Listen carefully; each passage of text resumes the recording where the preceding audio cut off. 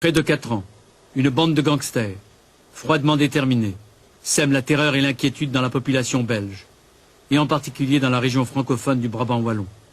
Meurtres, assassinats, attaques de grande surface, innocents froidement exécutés, violences inouïes, sauvagerie peu commune.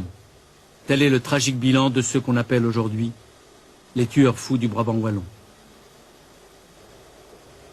Qui sont-ils donc ces mystérieux tueurs fous qui s'évanouissent ainsi sans laisser de traces, qui montrent une habileté diabolique, un sang-froid meurtrier, une parfaite connaissance de l'adversaire.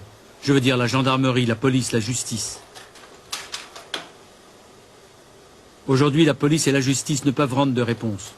Leur impuissance à découvrir les coupables les a rendus suspects à plus d'un citoyen belge. Le parcours de cette bande criminelle, qui depuis 4 ans agit impunément, ce parcours hélas sans faute pour l'instant, n'a jamais permis à la police et à la gendarmerie belge de les capturer, ni même de soupçonner qui ils étaient.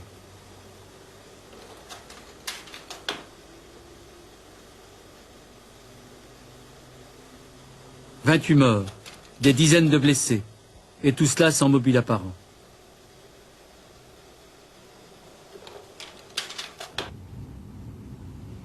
Mais revenons en arrière. Tout a commencé comme dans un vrai polar.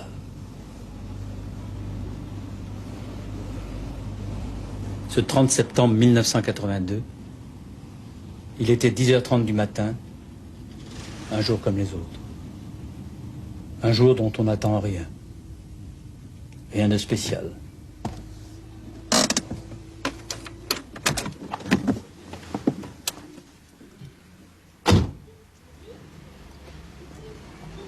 Daniel Decaisse se souviendra pourtant encore longtemps de ce jour-là.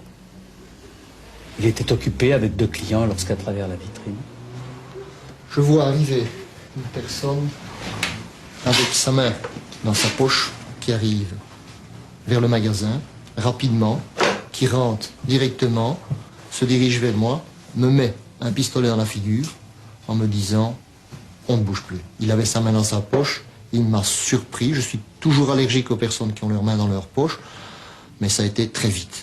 Je l'ai vu arriver directement, tu ne bouges plus, suivi d'une autre personne qui venait de l'autre côté de la rue, qui elle a sorti un fusil de chasse de sa gabardine et m'a frappé directement à la figure. Bon, à mon avis, ils ont frappé pour qu'on ne puisse plus voir, aux yeux et au nez. On a saigné directement. Les clients ont été blessés également de la même manière, aux mêmes endroits, directement dans les secondes qui ont suivi. Nous avons été jetés à terre. Vous étiez où à terre? Ici. J'étais couché ici. Et bon, ils nous ont dit de ne pas regarder. En nous tapant, bien entendu, pour bien montrer, ils ponctuaient leurs paroles de coups pour bien montrer qu'ils étaient décidés. Et croyez-moi, on n'en doute pas. Hein, pas une seconde, ils sont vraiment très, très agressifs. Et alors à ce moment-là, vous êtes par terre, vous êtes au sol, complètement groggy, en tout cas presque... Disons que conscient de mon incapacité physique, parce qu'on est blessé, on a peur, on le sent, on le dit, on sent qu'ils sont arrivés là où ils voulaient. C'est-à-dire vous terroriser? Oui, bien sûr. À ce moment-là, bon, ils cherchaient les clés pour ouvrir les vitrines, ils ne les ont pas trouvées. Ils m'ont demandé mes clés, je croyais qu'elles étaient dans mes poches, ils me tapent pour savoir où elles sont, mais je ne saurais pas le dire. Moi, je les ai déposées sur un meuble, je veux me relever pour leur donner mes clés, en partant du principe qu'ils peuvent me voir, puisque je les ai vus rentrer. Et à ce moment-là, j'ai ramassé une raclée, quelque chose d'incroyable. Il frappait à la tête, au dos, dans la nuque. Et il y a un des agresseurs qui s'est agenouillé sur mon dos avec le fusil de chasse, dans ma nuque. Enfin, vous êtes là, il se met comment? Ben, il s'agenouille sur mon dos. À genoux sur mon dos, le fusil de chasse dans la nuque, en disant « maintenant tu vas crever ». Et alors à ce moment-là, et à ce moment-là, bon, ben, je me suis dit il va tirer. Et bon, exactement ce que j'ai dit, je ne saurais plus le dire, mais je vous garantis qu'on déballe tout ce qu'il faut pour survivre. Hein. Ça fait pas un doute. Lui dire que j'avais une femme et un gosse, tout sort dans ce cas-là. Bon. Et à ce moment-là, il a frappé sur ma tête pour commencer, et j'ai cru qu'il tirait. J'ai cru qu'il tirait, il était avec le fusil dans ma nuque, j'ai senti ma tête exploser, le sang couler de partout, j'ai dit bon c'est fini, il m'a tué. Moi ici maintenant je suis occupé à mourir. Et Et bon, j'ai entendu vaguement des coups de feu. Je croyais qu'on tirait sur les autres, mais très très loin, alors que la personne était à côté de moi. C'était des gendarmes qui étaient arrivés? C'était un policier qui est arrivé et les agresseurs qui ont directement tiré sur le policier de l'entrée du magasin. Et il est mort? Oui, il a été tué. Ils l'ont tué. C'est à ça que vous devez peut-être... Ah, il est incontestable que, à mon avis, il y a 90% de chances qu'ils étaient décidés à nous tuer dans le magasin. Un jour banal. La mort qui vous frôle. Et longtemps après, on se demande encore comment on y a échappé. À partir de ce moment-là, commence ce qu'il faut bien appeler une campagne au sens militaire de ce terme, et qui amènera les tueurs à commettre des actes de plus en plus meurtriers, de plus en plus cruels. L'auberge du Chevalier à Bercel, à quelques kilomètres de la capitale, à la veille de Noël 82, le concierge, un vieil homme, est ligoté, longuement torturé, puis exécuté de 6 balles de P22 dans la tête. Quelques jours plus tard, à Mons, un chauffeur de taxi est retrouvé dans le coffre de sa voiture. Lui aussi, 4 balles de P22 dans la tête. Un mois plus tard, c'est l'attaque d'un magasin de Lèze, une grande surface dans la proche banlieue de Bruxelles. Ça ne fait pas encore la une des journaux. Pas encore, du moins. Pas de victimes. Les bandits raflent 700 000 francs belges. 5 jours plus tard, une nouvelle fois, un centre de Lèze est à nouveau attaqué. Une femme est blessée. Montant du hold-up 600 000 francs belges.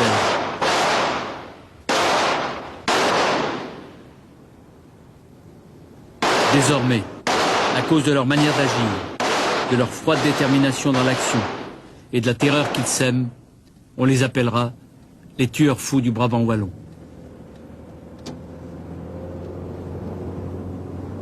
Pour toutes ces attaques, les bandits étaient armés du fameux fusil Riot Gun, toujours en vente libre en Belgique, et qui est terriblement meurtrier. Ils se déplaçaient toujours dans des voitures ultra rapides, les Golf GTI, et portaient des masques. Une sorte de signature, en quelque sorte.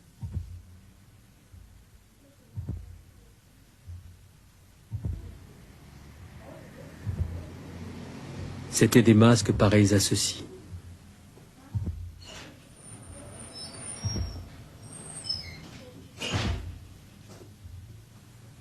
Des masques pour faire peur, pour effrayer, pour terroriser.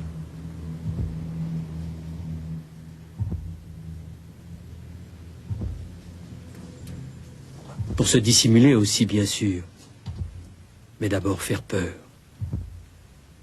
Tous les témoignages concordent là-dessus. Les voix elles-mêmes deviennent effrayantes, le masque leur servant de porte-voix.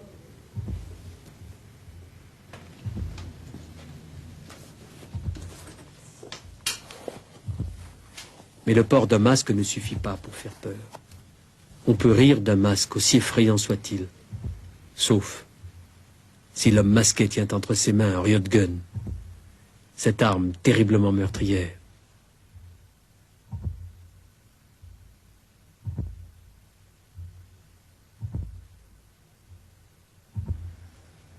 Et ça, c'est quoi? C'est le fameux Riot Gun? Et alors ici, nous avons le trop célèbre Riot Gun, rendu célèbre au cours de ces dernières années par quelques violents attentats qui ont fait nombreux morts d'hommes et enfants. C'est le fameux Riot Gun. Si je voulais en acheter, moi, je pourrais vous en acheter un? La vente est entièrement libre et effectivement, je peux vous en vendre un sans aucun problème et sans même vous demander votre identité. La loi, jusqu'à présent, du moins, ne m'y oblige pas. J'arrive, je dis vendez-moi ça, je vous paye et je m'en vais. Ah, je vous ferai un grand sourire en vous disant merci monsieur. Et je ne sais pas qui vous êtes. Quoi, vous voulez parler des tueurs fous? Enfin, je pense à eux, du moins, en vous parlant comme ça. Ils ont pu se fournir en armes comment? Chez n'importe qui. Encore une fois, de nombreux armuriers, ou du moins de nombreux magasins, existent en Belgique, tant à Bruxelles que dans le Brabant que dans nos autres provinces, où encore une fois, simplement moyennant finance, vous pouvez obtenir n'importe quoi, sans décliner votre identité. À ce moment-là, il est beaucoup plus facile pour un tueur d'acheter ce trop célèbre et barbare Riot Gun qu'une arme de poing, où là, il va devoir décliner son identité, obtenir l'autorisation préalable avant l'achat, tandis que ceci, c'est libre.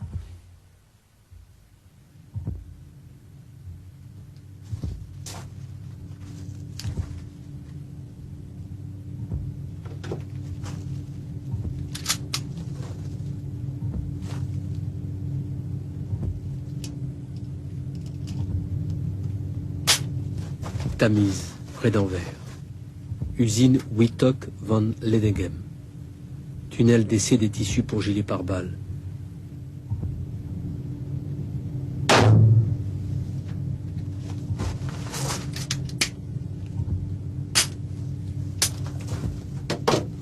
C'est ici que l'on teste la résistance des fibres qui constituent la trame essentielle des gilets pare-balles les plus sophistiqués de Belgique. Une balle de 9 mm à 5 mètres et le tissu n'est pas traversé.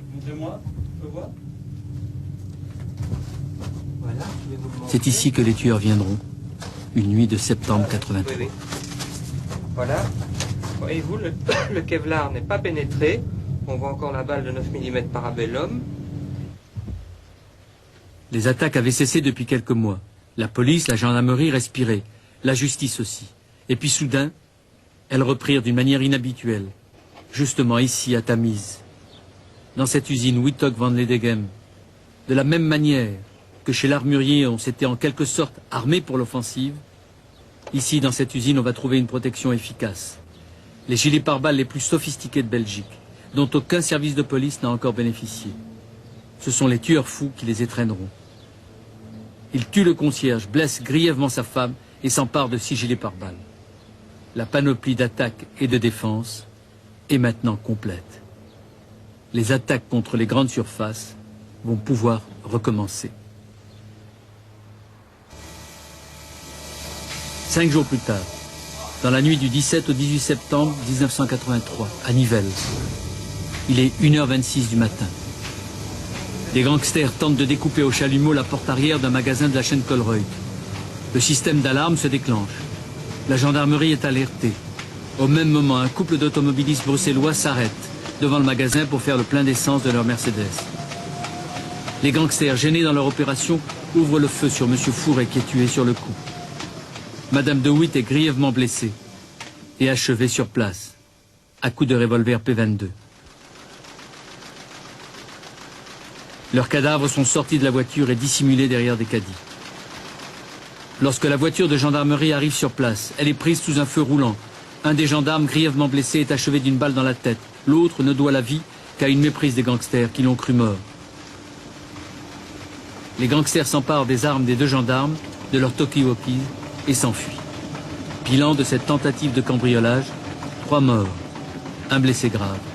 Butin, quelques bouteilles d'alcool, quelques bouteilles d'huile, des paquets de bonbons, des pralines, des paquets de café. Le vol était-il le vrai mobile? 15 jours plus tard, les bandits masqués font irruption chez un restaurateur, le tuent et s'emparent de sa voiture, une Golf GTI. 5 jours plus tard, le 7 octobre 83, à Bercel, les tueurs attaquent une nouvelle fois un magasin de Lèze. Le gérant est abattu sur place. Une caissière grièvement blessée. Le butin, 1 100 000 francs belges. Et c'est signé. La Golf était là. Le Riotgun aussi. Et les masques terrifiants. Dernière attaque de cette première campagne. Un bijoutier et sa femme sont abattus. Butin, quelques bijoux de pacotille, des rouages de montres. Ainsi finit ce premier parcours meurtrier de la bande à Nivelles, comme on l'appelle ici. Qui, en un peu plus d'1 an, a fait 12 morts et une dizaine de blessés, et qui plus encore a semé la terreur, la panique et l'effroi dans la population.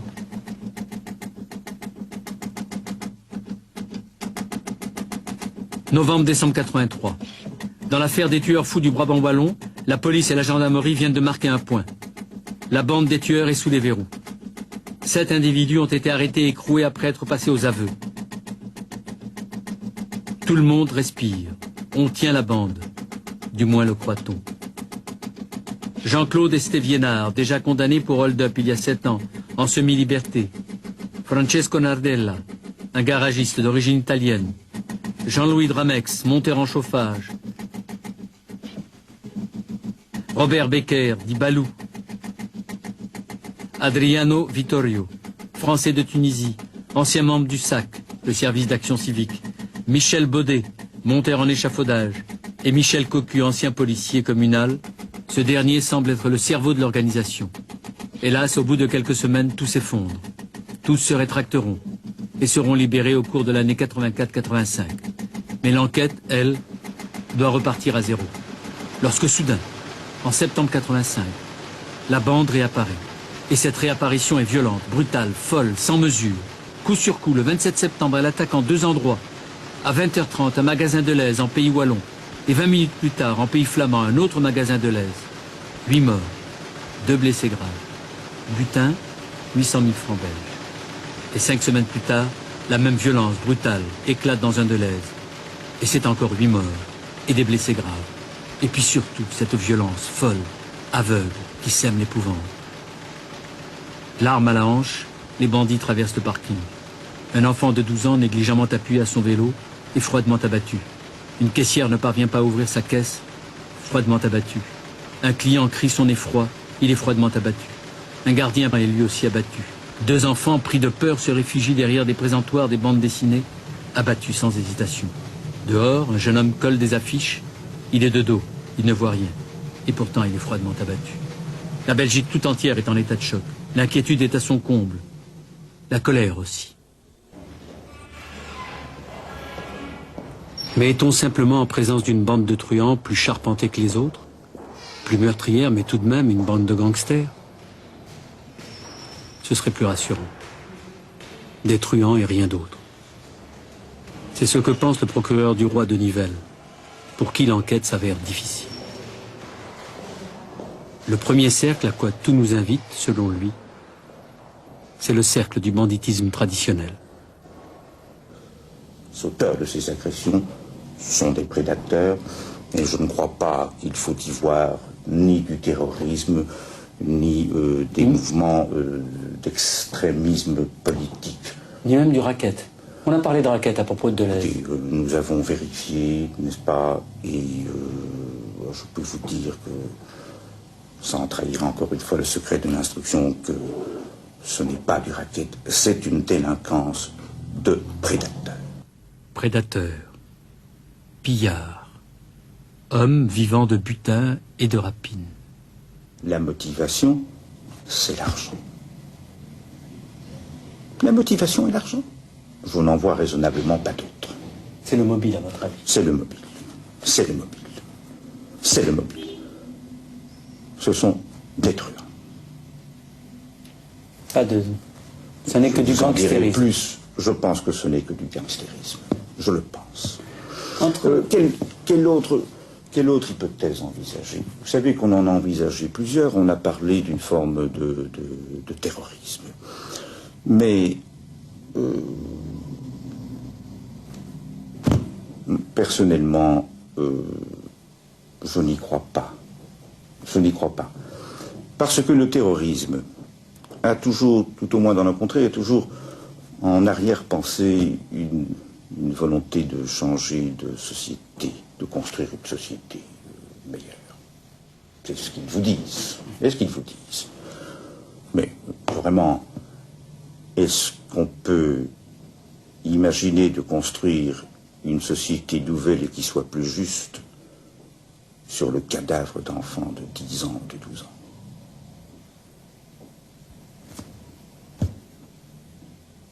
Je pense que le mobile, c'est l'argent. Et je vous répète, ce sont des prédateurs. Ce sont des prédateurs.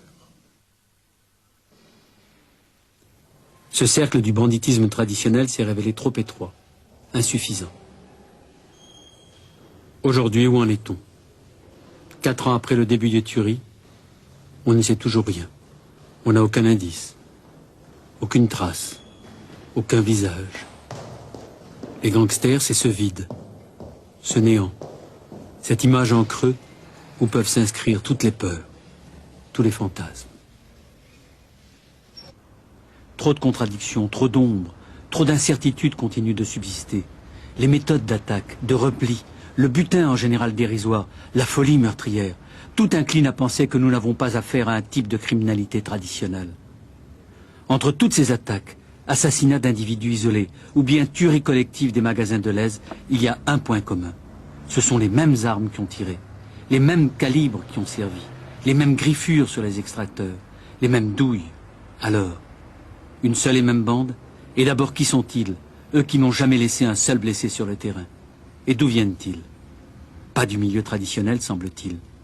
10 millions de francs belges ont été offerts par les grandes surfaces. Rien n'a transpiré.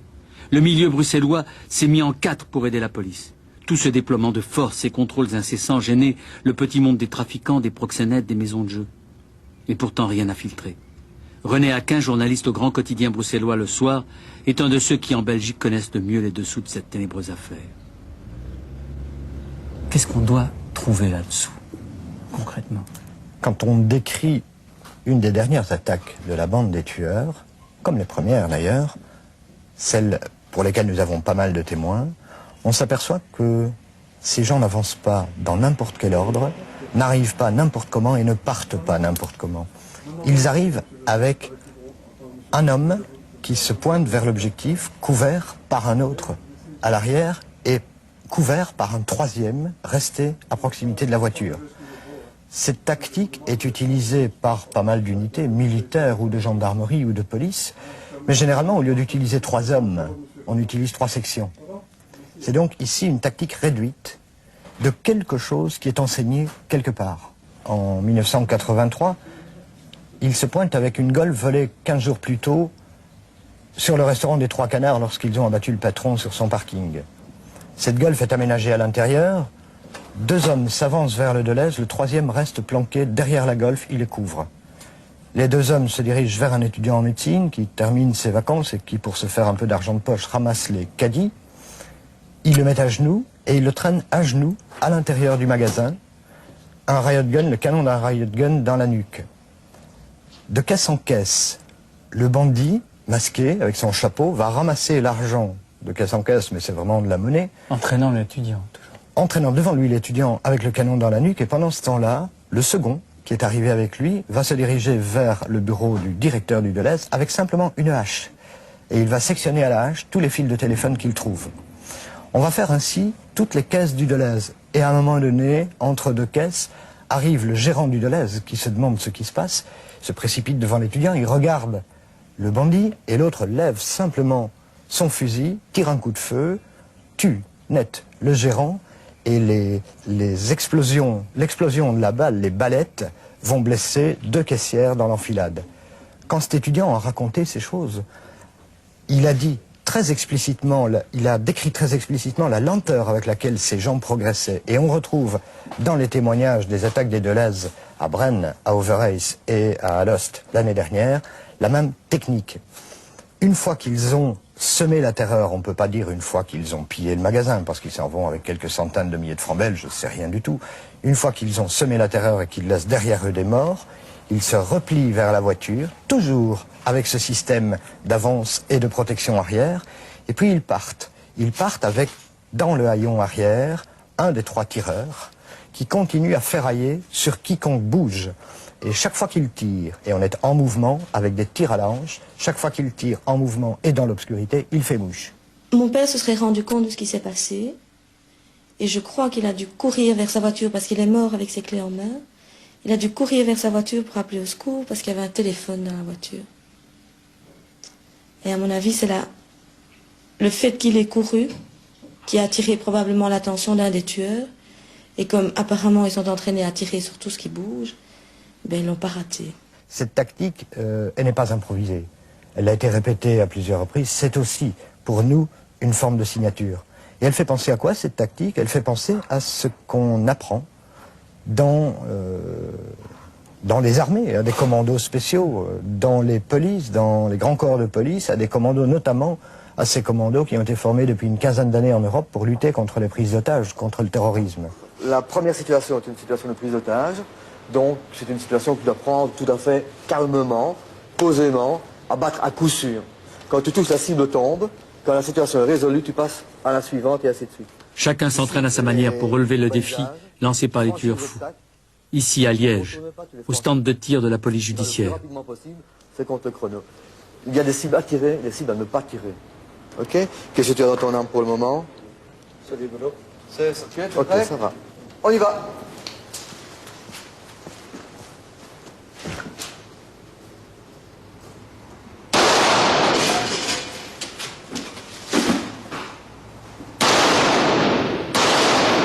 Oui, c'est bien. On y va en cours. Attention à l'arme, bien.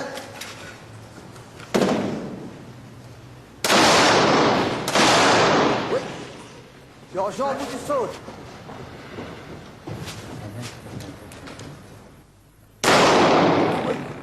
Les jeunes loups de la PJ, pareils à ceux d'outre-Atlantique, jeunes, agiles, s'entraînent.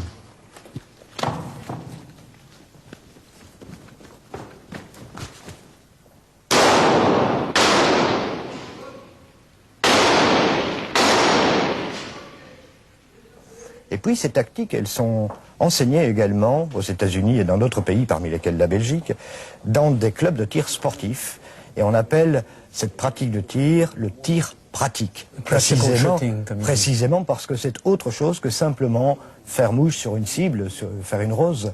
C'est ici du tir en mouvement, du tir à la hanche, du tir à partir de voitures.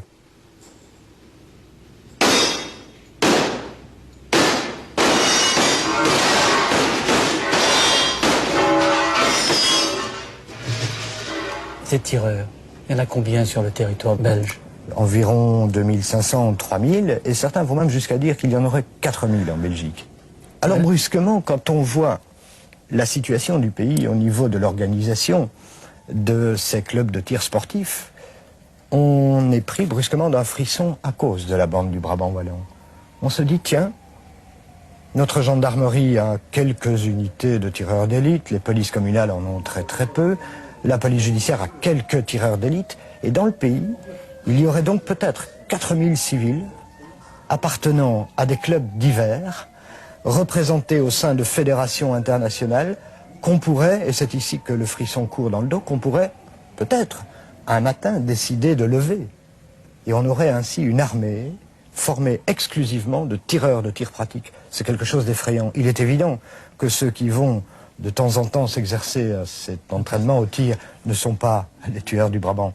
Mais si vous me demandez si les tueurs du Brabant sont dedans, eh bien les enquêteurs ont le sentiment que probablement ils sont dedans parce que effectuer des raids commando comme ils ont effectué sur les magasins de l'Aise et autrefois déjà sur le Colruyt, les enquêteurs disent qu'ils doivent continuer à s'entraîner tout le temps pour arriver à faire cela. Or, il est impensable dans un pays petit comme la Belgique qu'on s'entraîne au milieu des bois ou dans une carrière désaffectée sans attirer l'attention.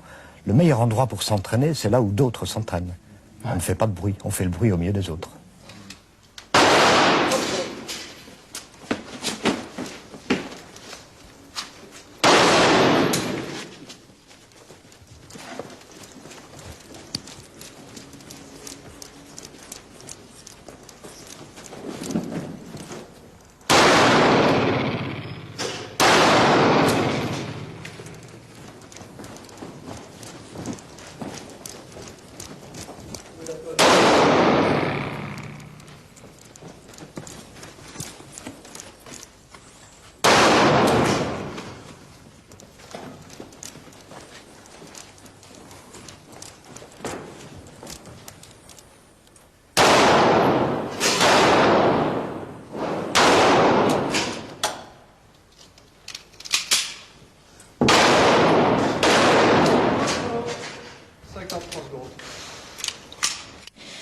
Mais j'ai l'impression qu'il doit y avoir une protection de quelque part.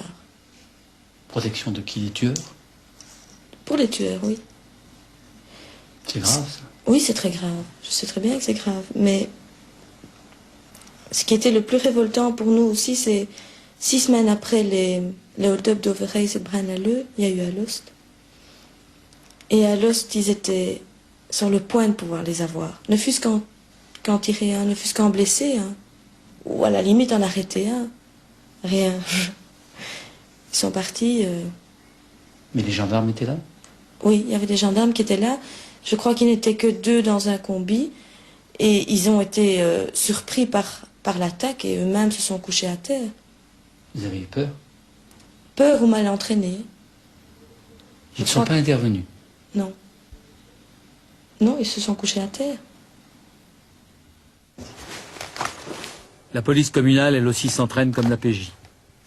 Les policiers de Fontaine-l'Évêque, sous l'œil de Roger Swellens, apprennent d'abord la baisser, dégainer, rengainer, tenir son arme et bien la tenir, savoir viser, tirer, fermement, sans hésitation, quand c'est nécessaire.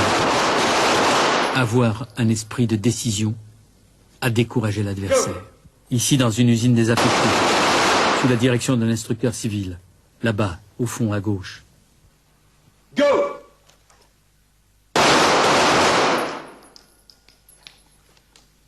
Alors quoi? Tu raquettes? Et qui? Un syndicat du crime? Mais d'abord, qui est cette société Deleuze, sur laquelle les tueurs semblent particulièrement s'acharner? Elle possède près de 140 grandes surfaces dans toute la Belgique et 2 filiales aux USA, où elle s'est implantée dans les années 75. C'est une société par action, cotée en bourse, et dont 40% du capital est détenu par la famille Deleuze, 15% par les banques, et le reste des actions circulant dans le public. Deleuze, une société qui, par ses investissements aux USA, est aujourd'hui plus américaine que belge, dit un journal économique belge. Aujourd'hui, la 2e filiale américaine de Deleuze a de graves difficultés. On murmure même ici que Deleuze l'aurait liquidé pour pouvoir acquérir une chaîne au Portugal. C'est à partir de ces difficultés que certains ici se sont interrogés. N'assiste-t-on pas à un racket à l'américaine pour faire pression sur la maison mère afin qu'elle ne brade pas sa filiale?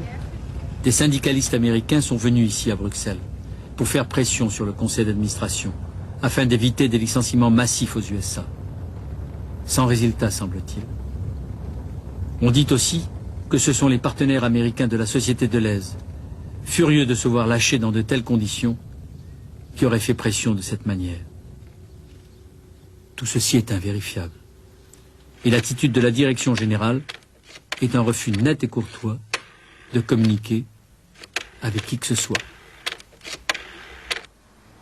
Oui? Oui, les établissements Deleuze? Oui, bonjour madame. Je voudrais parler à monsieur Beckers, le directeur général, Voilà. s'il vous Mais plaît. le poste est occupé chez elle. Vous patientez, Oui, monsieur. j'attends. Oui, merci. Monsieur Shaker. Allô? Oui, bonjour mademoiselle. Vous êtes la secrétaire de monsieur Beckers? Oui, j'aimerais parler à monsieur Beckers. C'est la télévision suisse romande. Nous préparons une émission sur tous les événements que vous avez connus dans vos magasins, oui. Et je souhaiterais obtenir de monsieur Beckers une interview, c'est ça, oui. Je crois qu'elle a déjà refusé. Hein. Oui, je sais, vous me l'avez déjà dit, mademoiselle, Mais mais je pense qu'il est utile que monsieur Beckers intervienne dans l'émission. aujourd'hui, je ne l'ai pas encore vu, quoi, je veux dire. Mais, mademoiselle, écoutez, je trouve regrettable, enfin moi, je ne sais pas. Vous avez posé la question à monsieur Beckers. Oui, je crois bien, vous savez. Et c'est sa réponse que vous me donnez. Oui, moi aussi, je regrette, mais ça ne dépend pas de moi, Je hein. vous remercie. Je le regrette et je vous remercie. Voilà, ce sont des photos qui ont été prises quelque temps après, lors de l'enquête. Cette jeune femme témoigne, vous voyez, le deux dos. On voit pas son visage, on ne sait pas qui parle. En voilà une qui est de face, mais elle porte témoignage. Voilà, c'est celle-là. Celle qui parle aux enquêteurs. Vous la voyez? Il faut avoir son adresse, son téléphone, son nom, qu'elle vienne témoigner pour nous. Puisque les établissements de Deleuze ne veulent pas nous aider, ben... Pourquoi s'ils ne veulent pas nous aider? Oh ben ça, allez leur demander vous-même. Ils disent on a assez perdu d'argent, il y a eu assez de larmes. Enfin, la politique de l'autruche, quoi. Alors nous, il faut qu'on fasse notre enquête nous-mêmes, qu'on y aille, quoi. Cette jeune femme, regardez son visage. C'est sûr que un jour qu'elle a compté dans sa vie. Alors il nous faut avoir le témoignage. On va voir la suite. Ah, et cette femme. Oui, son inquiétude. Je ne sais pas quelle est, c'était une cliente sûrement. Hein. Essayez aussi. Si vous pouvez la retrouver, ce serait bien. Elle est inquiète, hein. Ce que je vous demande, en tant que détective privé, c'est uniquement de me retrouver les noms, les adresses, les téléphones. Mais ne prenez contact avec eux en aucune manière et sous aucun prétexte. Vous devez vous en tenir à votre rôle de détective. D'accord? Ok. Voilà. Vous me rappelez par radio demain vers 8h, je saurai exactement où vous en serez. Moi, je mène l'enquête du côté officiel, vous, du côté officieux. À propos, je voulais vous dire une chose que j'avais oubliée. L'étudiant de Bercel, vous savez, celui qui avait été pris en otage par les tueurs fous. Il faut que vous me retrouviez son adresse aussi.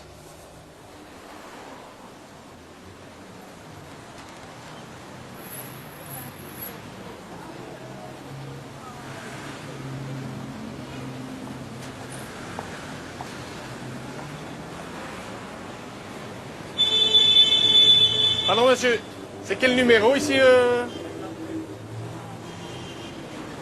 pouvez pas venir un instant? Je crois que c'est tout à fait au bout de la rue. Là, vous êtes en voiture? Oui, je suis garé là-bas, oui. C'est dans le quartier, peut-être au bout de l'avenue Louise.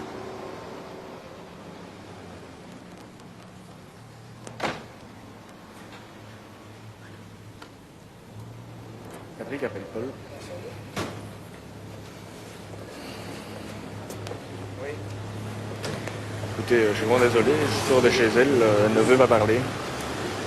Elle a peur, elle ne veut pas être mêlée à tout ce qui est interrogatoire, enquête, police, etc. Je crois que vous me donniez une autre adresse. Mais nous vous garantissons l'anonymat, hein, comprenez bien, ça pourrait aider d'abord moi en tant que détective dans mon enquête, et puis d'autres gens à trouver ces coupables. Oui.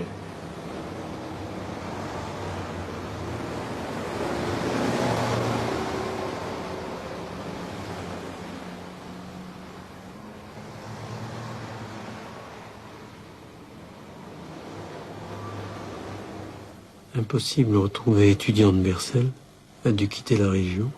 Pour la caissière et trouver quelqu'un d'autre qui accepte de témoigner. J'appellerai ce soir, ça c'est bien. Vous étiez caissière Oui, de l'Est de Bercel. oui. Qu'est-ce qui s'est passé exactement? Je me trouvais à ma caisse et tout d'un coup, mon collègue m'a répété, regarde une fois derrière toi, il y en a 2 fous qui sont là. On a cru que c'était le carnaval. Et je me suis retournée, mais à ce moment-là, le directeur s'est amené et il les a repoussés. Et à l'instant même, ils ont fait feu. Directement. Sans rien dire? Sans rien dire. Il a poussé le directeur et j'ai entendu qu'il disait « Ne poussez pas, monsieur ». Alors il a continué à pousser et le premier avait une hache et il a voulu taper avec la hache et l'autre avec son rayon de grenade directement tiré dans la tête du directeur. Il est mort sur le coup? Directement, oui. Et après? Alors ils sont venus près de moi et moi je ne savais déjà plus parler. Ils m'ont dit d'ouvrir ma caisse et je ne parvenais pas à ouvrir ma caisse. Il y a 15 ans que je suis caissière et je ne parvenais pas à ouvrir ma caisse. Vous avez une telle émotion? Tellement que j'étais émotionnée.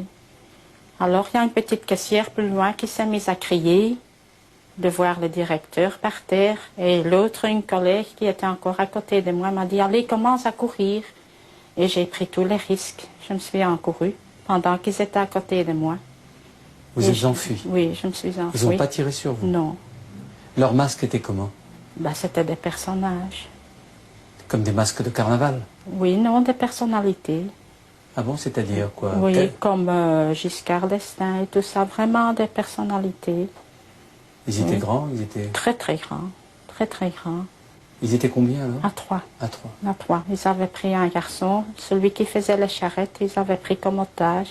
C'était un étudiant? Oui. Et comment ils l'ont traîné? Ils l'ont traîné au fond du magasin, près du rayon vin, et ils ont dit que si on bougeait, on l'abattait. Il y avait 3 blessés et un mort. 3 blessés et le directeur qui était mort. Qui était mort. Mais ça, c'était horrible. Le directeur. Il a sauté jusqu'au plafond. Comme ça, là, et sa figure, oh, je ne pourrai jamais l'oublier. Sa figure a éclaté en morceaux. Terrible. Une véritable forteresse. Coriace, le lion de l'Aise. Il n'en demeure pas moins que la thèse du racket, quand on observe scrupuleusement les faits, n'est pas totalement absurde. La première campagne, disions-nous, va d'octobre 82 à décembre 83. C'est ce qu'on pourrait appeler l'attaque et la mise en condition. Les magasins de l'Aise résistent, la violence monte jusqu'au moment où l'on cède devant tant d'horreurs et où l'on paye. Puis, pendant 2 ans, plus rien, puisqu'on paye. Au bout de 2 ans, la société se rebiffe. Reprise des attaques, avec une violence extrême. 16 morts en 2 attaques. Les versements reprennent. Depuis novembre 85, plus rien ne se passe. Et voici le deuxième cercle, celui du racket, auquel tout le monde pense intérieurement, mais que chacun refuse publiquement. Et dans un conseil d'administration comme celui de Deleuze, vous pensez que aucun des hommes présents n'aurait accepté une telle hypothèse? Je ne crois pas. Gabriel Lefebvre du journal La Cité. Je ne crois pas. Non, c'est pratiquement impossible à imaginer. Ce serait affreux. C'est peut-être pour ça que je ne peux pas l'imaginer, ce serait trop affreux. Mais je ne pense pas. D'ailleurs, je ne pense pas que partout ailleurs dans le monde, il y ait eu de telles pressions sur des chaînes de grands magasins, sur des intérêts économiques, et qu'ils auraient accepté que des dizaines de personnes soient tuées. 28 morts, c'est énorme, vous vous rendez compte? C'est gigantesque, ça. Si on compte tout, si on compte tous les morts. Mais rien que le nombre de morts uniquement dans les agressions contre les grands magasins, c'est déjà impensable d'imaginer ça, non? Probablement parce que nous ne voulons pas admettre ce genre d'hypothèse, mais non, il y a quelque chose dans la mentalité, dans la façon d'agir chez nous qui n'autorise pas ce type de déduction. La thèse du racket ne vous paraît pas convaincante à vous aussi? C'est une des hypothèses, un des scénarios disponibles, mais parmi ces hypothèses, elle ne me paraît pas la meilleure, pour plusieurs raisons. D'abord, la société Deleuze, qui a, il est vrai, un versant aux États-Unis, qui a eu des problèmes avec les syndicats américains, et dont on a dit qu'elle était peut-être l'objet d'un racket de la part de ces syndicats américains. La société Deleuze dit non, ce n'est pas vrai, nous n'avons pas de menace, jamais eu de menace. On peut la croire sur parole? Pas sur parole, mais enfin, il me semble tout de même assez audacieux de venir dire « nous n'avons jamais eu de menace » s'ils en avaient eu. Il y a des enquêtes judiciaires en cours, il y a 30 morts dans ces affaires. Le second cercle, celui du racket, celui du syndicat du crime se referme. Sans avoir convaincu personne, on se refuse à penser une telle idée. Et voici le troisième cercle, celui du terrorisme. Chacun ici semble y penser sérieusement. Une forme peu banale de terrorisme, il faut en convenir, mais du terrorisme quand même. Reprenons l'attaque du Colruyt de Nivelles. Vous vous en souvenez, 2 automobilistes sont exécutés froidement ainsi qu'un gendarme. Que venaient faire ces 2 personnes, Madame De Witt et Monsieur Fourré, à cette heure-là? Venaient-ils réellement prendre de l'essence? En fait, il semble qu'ils aient été suivis depuis Paris, d'où ils venaient, par les tueurs. Ceux-ci les auraient attendus à la station d'essence où ils avaient coutume de faire le plein et les auraient abattus, comme ils avaient abattu le concierge de l'auberge du Chevalier ou le restaurateur des Trois Canards. Toutes ces personnes auraient participé au financement et au trafic d'armes en faveur des phalangistes chrétiens du Liban. Toutes ces affaires révèlent autre chose que du banditisme vulgaire. Yann Capel, de la Ligue des droits de l'homme de Louvain. Qu'est-ce que vous en pensez, vous, de cette histoire? Eh bien, moi, je pense qu'il s'agit du terrorisme et du terrorisme politique, mais du terrorisme qui est camouflé dans un emballage de criminalité. Ce qu'on a vu aussi en France, par exemple, avec l'OAS, où il y a un mélange entre une certaine forme de criminalité et de gangstérisme et des actions politiques non légales, quoi. Mais ce qu'on voit, ce qu'on peut apercevoir, c'est qu'ils manipulent de façon remarquable des techniques militaires et même des techniques antiterroristes. Par exemple, la manière dont ils attaquent à partir des parkings les bâtiments des supermarchés trahit un entraînement et une technique antiterroriste qui est peu commun même avec les policiers ordinaires, mais qui est entraîné dans les corps d'élite. Ce qui me fait penser qu'au moins, il y a des gens qui entraînent ces gens-là, qui sont communs avec ces techniques et qui sont communs avec l'antiterrorisme. Ce qui me fait penser qu'au moins il n'y a pas seulement des gangsters ordinaires dans la bande de Nivelles. Et voici le quatrième cercle, celui du trafic d'armes, solidement implanté dans les consciences. On y voit apparaître des trafiquants de toute nationalité, dont un Libanais. Il faudrait me retrouver la trace d'un type qui s'appelle Pierre Attala. C'est un Libanais, un industriel, qui est venu s'installer dans la région de Nivelles. Il avait une couverture, c'était un magasin de jouets. En fait, d'après ce que j'ai compris, il se livrait à un trafic d'armes Il a disparu début 83 au moment des attaques. Monsieur, Et il n'a jamais reparu depuis. je voudrais avoir des renseignements sur un ressortissant libanais. Pierre Attala, il s'appelle. Vous n'en avez jamais entendu parler? Non, parce que je ne suis pas libanais, je travaille ici, mais... Ah bon? Pour obtenir des renseignements à son sujet, c'est un industriel de la région de Nivelles. Oui, mais ça sera... Ça dit. Oui, je comprends que ça... Et le trafic d'armes, vous ne l'évoquez jamais Oh, le trafic d'armes.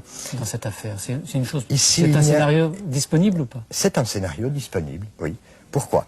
Parce que toute cette affaire de la bande du Brabant commence par un casse chez un armurier.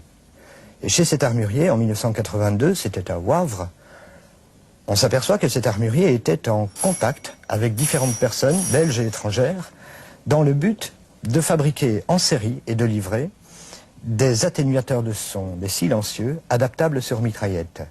On retrouvera dans l'environnement de cet armurier le nom d'un trafiquant belge qui s'appelle Monsieur Pourtois, qui a été en prison à l'époque et puis qui a été relâché. Le nom de ce Monsieur Pourtois, on va le retrouver lorsqu'on attaquera l'usine des gilets pare-balles de Tamise, attaque au cours de laquelle on va tuer le concierge de l'usine pour voler quelques gilets pare-balles. Ce Monsieur Pourtois était un client de cette usine de Tamise. Alors, voilà un petit peu ce genre de fil qui nous amène à dire que tout au début, dans l'affaire du Brabant wallon, on devait avoir autour de cette bande des gens qui s'occupaient de trafic d'armes. Et ces gens-là, certains s'en occupaient au profit des phalanges chrétiennes du Liban. On le sait, on a une série de dossiers là-dessus. Il y a notamment un dossier de la gendarmerie de Wavre qui est sorti dans la presse française et belge l'année dernière, qui a fait assez grand bruit. C'est un dossier qui reprend un certain nombre de petits fils d'enquête, mais qui n'est pas probant, qui n'est pas éclatant. Il ne donne pas une explication à toute l'affaire.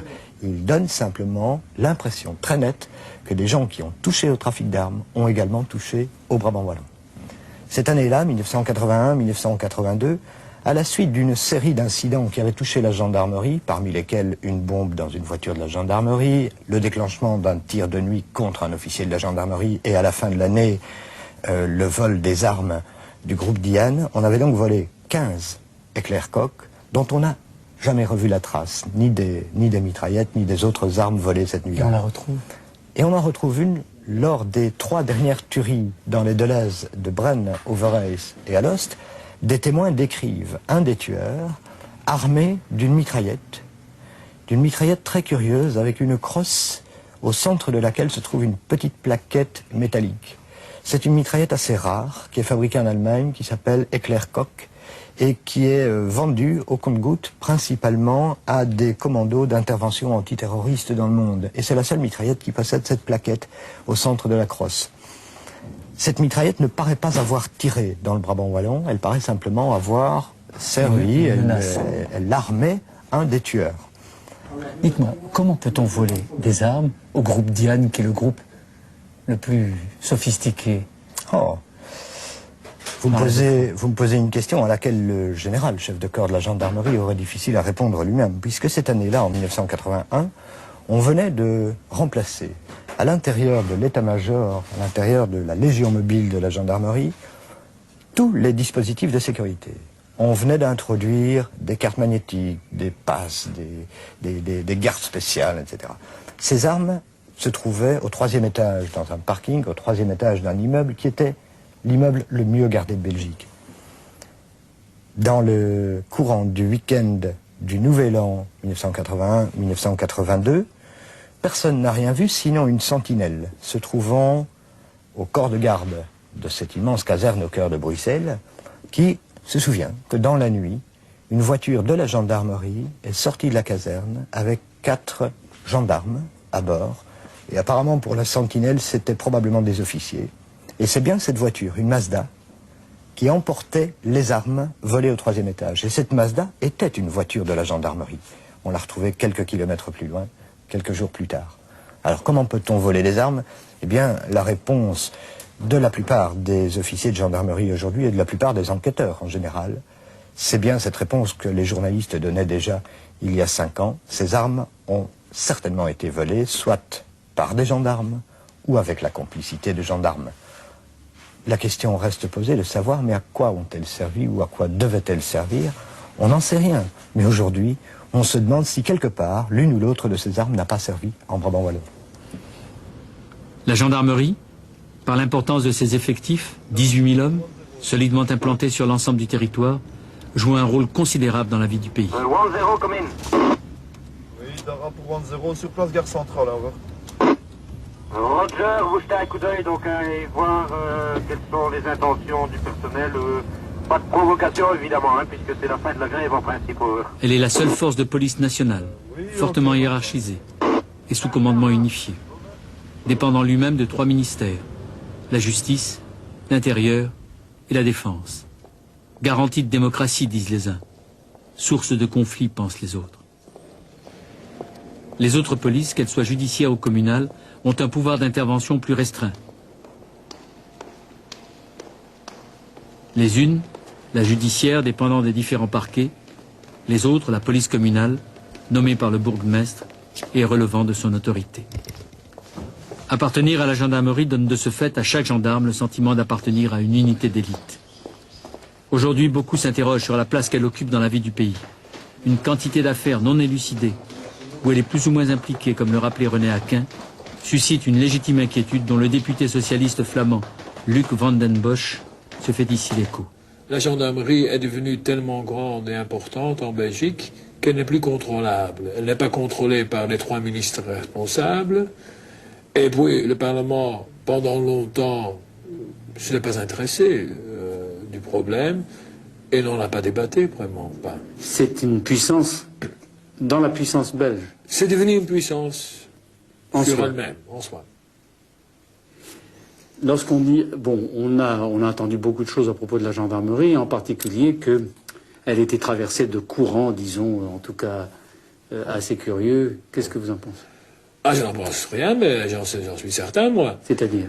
Ah, on a vécu certainement le problème du WNP, c'est le Westland New Post. C'est un mouvement d'extrême droite. C'était un tout petit mouvement clandestin d'extrême droite, dont les chefs étaient vraiment des fascistes, ouais, avec une idéologie fasciste. Nazis même. Nazis même, oui. Karl de Lombard, un des chefs, est un homme assez connu, avec un passé naziste. Et l'idéologie propagée, là, était une idéologie en tout cas fasciste, pour ne pas dire pas naziste. Il y avait des gens qui travaillaient pour eux, qui étaient membres de ce corpuscule, des malfaiteurs connus. Et parmi les membres, on a retrouvé, par exemple, un gendarme. En exercice? En exercice, oui.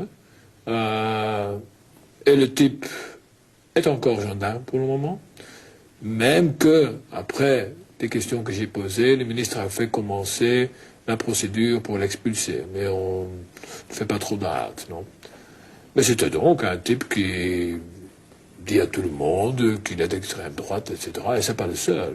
C'est le seul qu'on connaît vraiment avec une certitude qu'il était membre du Westland New Post, et ça ne s'est pas arrêté là avec ça.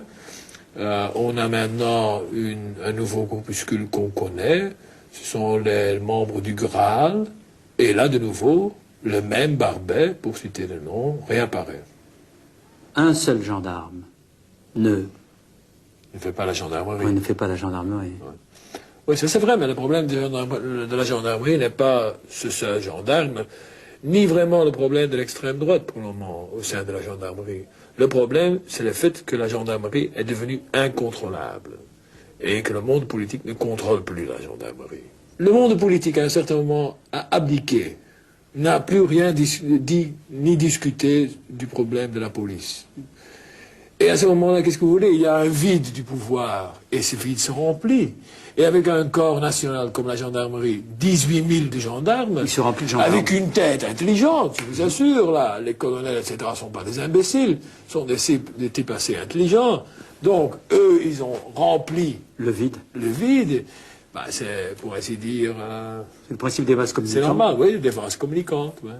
Le corps de la gendarmerie, comme les gendarmes d'ailleurs, semble être comme les mal-aimés du pays.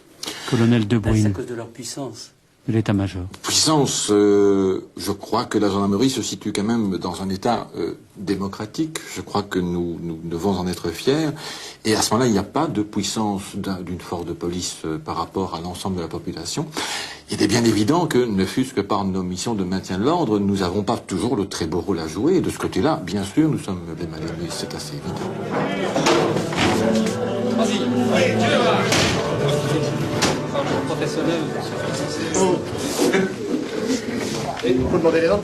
Hier, on intervenait, je ne dirais pas les deux mains dans les poches, mais pratiquement on allait régler un petit différend. Maintenant, je crois qu'il faut s'attendre à ce que ce différend tourne éventuellement mal. Nous avons eu des drames comme ça chez nous, une équipe intervenant sur les lieux où un vol avait été signalé, eh bien, à leur arrivée, alors qu'ils ne prenaient pas trop de précautions, ils ont été descendus tout simplement. Donc il faut prendre des précautions lorsqu'on intervient. Même pour un contrôle routinier et banal. Ben oui, parce que vous ne savez jamais à qui vous avez affaire, et justement, vous pouvez, lors de ces contrôles-là, tomber sur des malfaiteurs qui n'hésiteront pas à tirer. Donc il faut là, déjà, changer, modifier notre attitude de base, qui était relativement bon enfant, il faut bien l'avouer. Et je crois que il est aussi utopique que ce gendarme de brigade, de gendarme de base, disons, soit capable de faire face au pire, aux explosions, etc., de criminalité que nous avons connues. Et là, il faut engager un personnel plus qualifié et plus routiné, je crois, qui peut faire face à une criminalité donc beaucoup plus violente, je crois.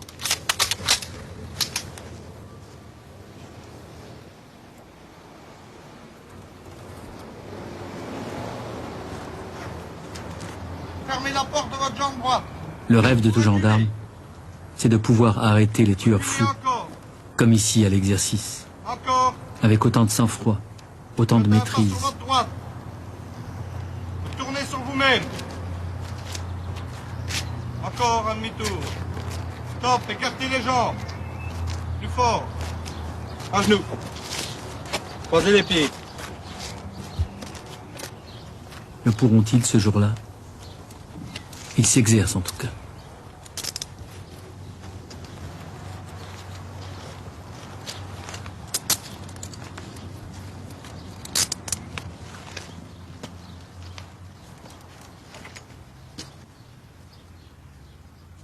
Ceci est une couverture d'un... Maître Grindor, du barreau de Bruxelles. Pays flamand, Humeau, qui est un hebdomadaire fort lu. Et alors le titre qui est là montre la bande. Et la personne avec la cagoule est coiffée d'une casquette de la gendarmerie. Cela veut dire, non pas que la gendarmerie est responsable, mais qu'à l'évidence, et selon des enquêtes multiples et convergentes, il y a dans cette affaire des éléments d'extrême droite, des truands vraisemblablement protégés, rattachés à certains aspects, certains services de l'appareil d'État. On ne veut pas aller au fond du problème. Mais pourquoi?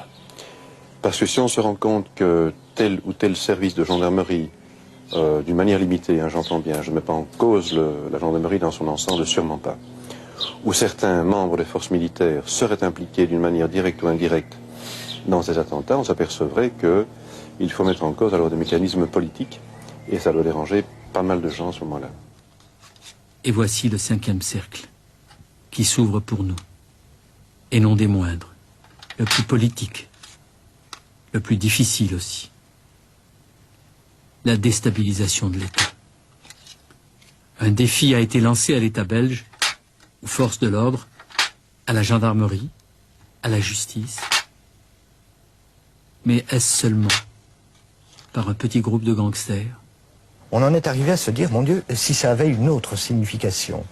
Quelle signification? Si par exemple cette violence qui se déchaîne pas très loin de Bruxelles, au sud de Bruxelles, et qui a une énorme influence sur la vie de la capitale, tout en se déchaînant dans des chemins campagnards de la proche province, si cette violence avait un but politique, un but de déstabilisation. Alors on s'est posé la question, les autorités judiciaires ne voulaient pas en entendre parler, si ces attaques de la bande du Brabant constituent effectivement une forme de terrorisme noir, une forme de terrorisme visant à la déstabilisation du pays, eh bien, on est obligé de se poser un certain nombre de questions et de se demander qu'est-ce qu'on veut déstabiliser dans ce pays. Et j'ai répondu à plusieurs reprises qu'à mon avis, il y avait deux possibilités, deux hypothèses, de grandes hypothèses. La première, si on se situe à l'intérieur de la Belgique, on voit que cette Belgique, depuis plus de 15 ans, est secouée par une dispute qui aboutit presque à un divorce à la belge entre la communauté néerlandophone et la communauté francophone. On peut s'interroger, se demander si certaines personnes, certains cerveaux dans ce pays n'ont pas décidé, récemment peut-être, il y a quelques années, de précipiter le cours de l'histoire, en précipitant le divorce ou bien en précipitant la réconciliation, on n'en sait rien.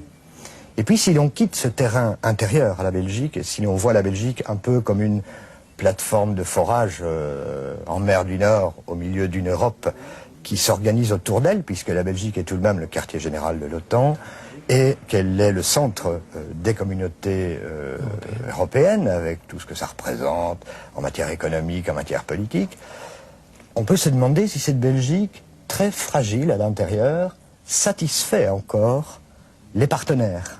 Et les partenaires qui sont sur le plan de l'OTAN, aussi bien les Européens que les Américains, tandis que sur le plan des communautés européennes, ce sont plutôt les partenaires européens.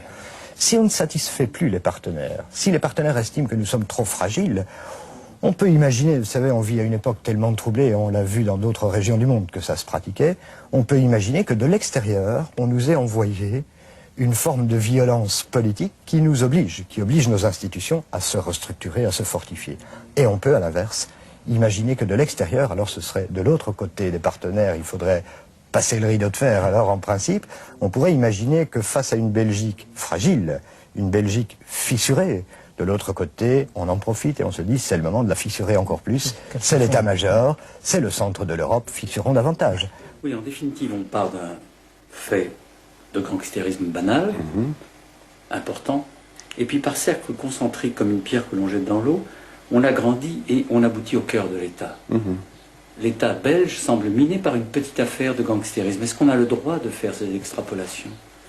Qu'est-ce qui fonde une telle démarche? Mais il y a plusieurs réflexions à cet égard, parce que votre question est pertinente.